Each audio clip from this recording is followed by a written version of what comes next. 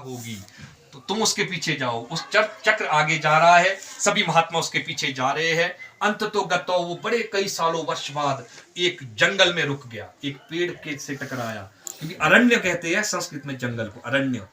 नेमी कहते हैं पहिए को। वो पहिया जो क्या एक अरण्य से एक जंगल में टकराया जो भारतवर्ष में ही था, और उस पेड़ से टकरा कर वो पहिया क्या है जमीन पर गिर गया और चक्र नीचे भूमि को फाड़ता हुआ बहुत नीचे चला गया, और वही वो क्या है चक्र तीर्थ के नाम से विख्यात हुआ। उसे ही नैमिषारण्य तीर्थ कहते हैं। सभी महात्मा वहां पर इकट्ठे हुए और विभिन्न तीर्थों का जल लाया वहां के लिए, और उस जल को उस चक्र में डाल करके क्या है वहां पर उन्होंने सत्संग आरंभ किया, और वहीं पर ये सारी कथाओं को सुनाया गया है। जितनी भी भागवत की कथा होती है, पुराणों की कथा होती है, सब कथाओं में क्या आता है सूत उवाच एकदा नेमि, इसमें नैमिषारण्य है पहले।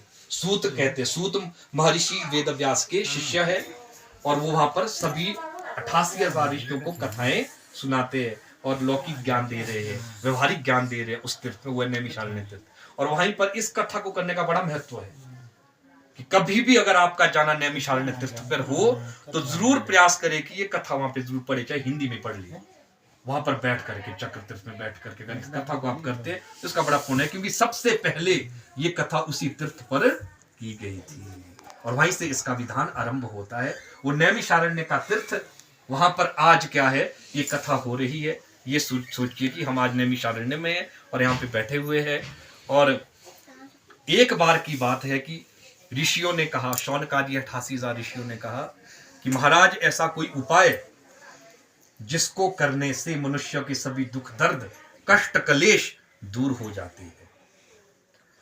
तो सूत जी कहते हैं कि ऋषियों आपने बड़ा सुंदर प्रश्न किया है। ऐसा ही प्रश्न पूर्व काल में एक बार देव ऋषि नारद ने विष्णु से किया था। अब देव ऋषि नारद जो है, नारद होता है नारदो देव दर्शनाथ, श्रीमद् भागवत में वर्णन है। नारद क्या है, जो जिसको नारद मिल गया समझ उसको देवता मिल गए। ध्रुव को नारद मिले तो ध्रुव को विष्णु भगवान मिल गए, ध्रुव को प्रहलाद मिले और ध्रुव और फिर भगवान नरसिंह को भी आना पड़ा। जिसको नारद ने गुरु मंत्र दिया समझो कि वहां पर भगवान विष्णु को आना ही पड़ा। ऐसे महर्षि देवर्षि नारद जो परम संत है, अब संत है साधु है, साधु होता है साधनोति परस्य कार्यम सौ साधु, जो दूसरों के कार्य सिद्ध करता है वो साधु होता है। जो दूसरों के दुख दर्द को समझता है वो साधु होता है। साधु से जाने से जो साधु आज करे तो ज्यादातर मिलो है ना जी, क्योंकि वो तो क्या है समाज में अनेक विविध क्या है क्रियाओं को कर, ऐसी ऐसी हमें दर्शन होते हैं, ऐसी ऐसी चीजें हमें मिल रही है जो कि हमारी जो संत संस्कृति थी वो क्या है क्षीण होती नजर आ रही है। और ऐसी ऐसी तो साधु होता है जो हमारे दुख दर्द को दूर करता है, समाज में फैली बुराइयों को दूर करने के लिए प्रयास करता है, वो संत होता है, वो साधु होता है। और ऐसे नारद जी क्या है, जब उन्होंने लोगों के कष्ट देखे ना, एकदा नारद दो योगी परम, एक बार नारद जी क्या है तीनों लोगों का भ्रमण करते हुए भगवान नारायण का भजन करते करते क्या है पृथ्वी लोक पर आए। तो यहां पर आके क्या देखा उन्होंने कि यहाँ पे सब विभिन्न योनियों में उत्पन्न हुए प्राणी बड़ा दुख झेल रहे हैं। कोई बेईमानी कर रहा है, कोई कपट कर रहा है, कोई झूठ बोल रहा है, कोई छल कर रहा है, कोई एक दूसरे को मारने दौड़ा हुआ है। इस तरह का जब उन्होंने यहाँ पे व्यवहार देखा तो उन्हें बड़ा दुख हुआ कि भगवान ने इतनी सुंदर पृथ्वी बनाई थी, इतना सुंदर संसार बनाया था, लेकिन लोग क्या कर रहे हैं आपस में लड़ रहे हैं, ईर्ष्या कर रहे हैं, बेईमानी कर रहे हैं, कपट कर रहे हैं। इनके दुखों का अंत कैसे हो, इस भाव के साथ नारद क्या है विष्णु लोक चले गए। क्योंकि संत है ना, उसको जब दुख दिखता है तो वो दूसरों के दुख के लिए भगवान की तपस्या करता है, भगवान का भजन करता है। वैकुंठ लोक में गए और भगवान की बड़ी सुंदर स्तुति की उन्होंने। वैकुंठ में भगवान जो बैठे हुए थे, नमो वांगमन साति रूपाय अनंत शक्ति आदि मध्यांत हीनाय निर्गुणाय गुणात्मने, कि मैं ऐसे भगवान की जो वाणी से परे है, मन से परे है, नमो वांग मन साथी, और जिनकी मैं मन और वाणी से स्तुति नहीं कर सकता, जो अनंत शक्तिशाली है और भक्तों के कष्टों को दूर करने वाले विष्णु है, वो मेरी पूजा से प्रसन्न हो जाए। भगवान प्रसन्न हुए, कहा बेटा हे वत्स हे नारद यहाँ पर क्यों आए हो, क्या कारण है तुम्हारे आने का, क्या प्रयोजन है। नारद ने पूर्व में कही हुई सारी बातें भगवान विष्णु से कही कि मैं पृथ्वीलोक पर गया था, मैंने बहुत सारे प्राणियों को विविध कष्टों में देखा प्रभु, उनके दुखों का अंत कैसे हो, बस ये मैं आपसे जानना चाहता हूँ। भगवान कहते हैं कि मैं बहुत प्रसन्न हूं तुमने जन कल्याण के लिए जो प्रश्न पूछा है, क्योंकि जन कल्याण की बात है, अब स्वार्थ ज्यादा हावी हो गया है।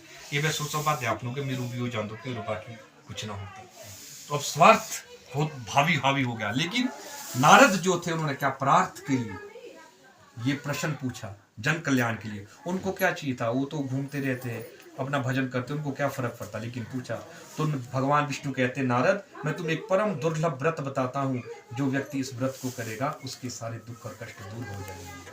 तो भगवान विष्णु ने सारा व्रत नारद को कह डाला, जो हम इस सत्यनारायण का व्रत कर रहे हैं। नारद कहती है व्रत तो कह दिया आपने, लेकिन इसका कुछ विधान होता है। किम फलम किम विधानम कृतम कीने तद व्रतम, इसका क्या विधान है, इसको करने का क्या फल होता है, वो तो कुछ बताओ। क्योंकि हमारे समाज में एक नियम है, एक विधान, एक विधि बनी हुई है।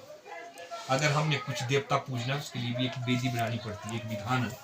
आपने घर में काम करना है, खेतों में बीज बोना है, तो पहले खेतों को बाढ़ना पड़ता है, जमीन नरम करनी पड़ती है, पानी डालना पड़ता है, तब बीज उगेगा। ऐसे कैसे उगेगा? वैसे ही भगवान की पूजा का एक विधान है।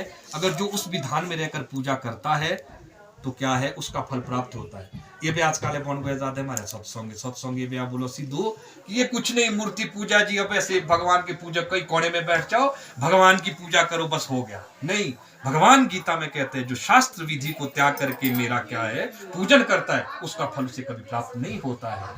इसलिए क्या है, एक विधान जो बताया गया है, एक संविधान होता है, एक विधान होता है। हम संविधान से बाहर जा सकते क्या?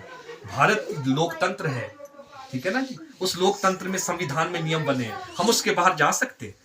अंदर वो कर देंगे हमारे को, अंदर होना। ऐसे एक विधान होता है, भगवान का विधान होता है, लेकिन मनुष्य का संविधान होता है। तो भगवान का जो विधान बना होता है, विधि बनी होती है, उस विधान में हमें रहना पड़ता है, नहीं तो कष्ट भोगने पड़ेंगे। फिर भगवान की सिपाही है ना, जो नवग्रह है, ये कष्ट देते हैं। यहाँ तुम्हारे साक्षात आते हैं ना, सैनिक आते हैं, कोर्ट होते हैं। भगवान का कोर्ट क्या है, उन्होंने सिपाही रखे हुए, सारे नवग्रह हो गए, अन्य देवगण होते हैं। फिर भाई मनुष्य क्या है, शास्त्र विरुद्ध कर्म कर रहा है, गलत काम कर रहा है, इसलिए इनको क्या है, दंड दो। तो भगवान के विधान में दंड आता है। संविधान क्या है, हमारे मनुष्य का होता है। इसलिए जब भगवान ने उन्हें फल बताया कि इसका क्या फल होगा, तो फल देखो कितना सुंदर है कथा का। दुख शोकादि शमनम धन धान्य प्रवर्धनम सौभाग्य संतति करम सर्वत्र विजयप्रदम। दुख और शोकों को नष्ट करता है, धन और धान्य की वृद्धि करता है, सौभाग्य संतति हमारे भाग्यों को उदित करता है, संतति जिसके संतानें नहीं उनकी संतानें भी हो जाती है। सब जगह हमारा विजय होता है, यशगान होता है, ये इसका फल होता है। केने बता कैसे करना व्रत, कस्मिन दिने कैसे करना है, कब इसका, दुनिया में जितनी भी चीजों को नहीं ना बात मारे, जन्मदिन पूजना पड़ो, प्रविष्ट होते हैं, ठीक है ना जी। और तिथि में पूजा जाता है। आपका विवाह होता है साह में मुहूर्तवा से, आपका नैमित कर्म होता है, नैमितिक कर्म होता है तिथि में। कोई संस्कार होते, 16 संस्कार होते हैं हमारे मुहूर्तों में। लेकिन एक ही दुनिया की ऐसी चीज भगवान ने बनाई है जिसका कोई मुहूर्त नहीं है। भगवान ने इसमें एक मंत्र आया, एक श्लोक आया है, यस्मिन कस्मिन दिने, जिस किसी भी दिन आपकी श्रद्धा हो जाएगी ना कि मैंने कथा करनी थी, कथा हो जाएगी उसको। वो तारास्त है, तारास्त का दोष नहीं लगता, चाहे तारा उदित है, सुबह है, शाम है, दिन है, रात है, कभी भी आप भगवान की कथा करोगे, भगवान इसके लिए कोई मुहूर्त नहीं बनाया, भगवान ने अपने लिए रखी है। कभी भी करो मेरी पूजा, जब श्रद्धा हो जाएगी तो मेरी कथा कर दो, कुछ भी नहीं है। हाँ, विशेष तो पूर्णमासी संक्रांति को जो ये कथा करता है उसका विशेष फल प्राप्त होता है। और कैसे करनी है, फल क्या है, तो भगवान कहते हैं, हम आरती गाएंगे इसके बाद, चढ़त प्रसाद सुवाया कदली फल मेवा धूप दीप तुलसी से राजी सत्य देवा। भगवान कहते हैं कि मेरे को सवा शेर का जो ये होता है ना भोग लगाना, दूध, ठीक है ना जी, और कदली